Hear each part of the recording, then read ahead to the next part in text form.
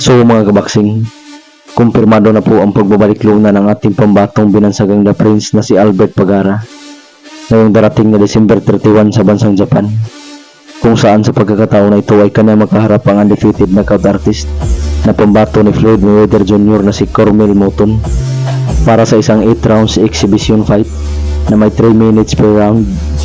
Ang nasabing exhibition fight mga kabaksing ay under ng Rising Fighting Federation, nagaganapin sa Saitama Super Arena sa bansang Japan.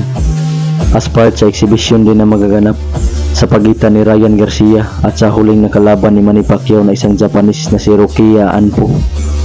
Ang exhibition fight ni Moton at Pagara mga kabaksing ay sa super lightweight division. Matatandaan natin mga kabaksing na napalaban sana si Moton noong nakaraang linggo lamang, ngunit ito'y hindi natuloy dahil sa kanyang sobrang pag-overweight ng timbang.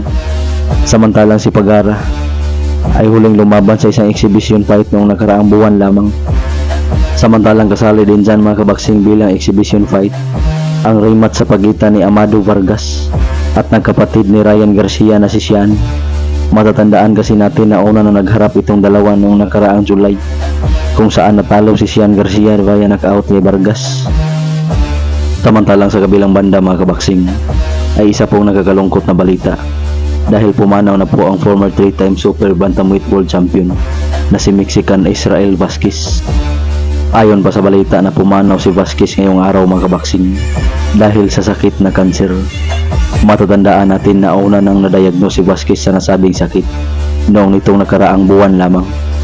Si Vasquez ay dating kampiyon sa super bantamweight, kung saan kanyang nakuha ang mga titulong IBF, WBC and the ring. Huling laban nito mga kabaksing ay noon pang 2010, kung saan natalo siya via knockout sa kanilang pang-apat na laban sa kapatid ni Juan Manuel Marquez na si Rafael. Sa kanyang pagretiro ay hawak ni Israel Vasquez ang boxing record na 44 wins with 32 knockouts at may 5 talo.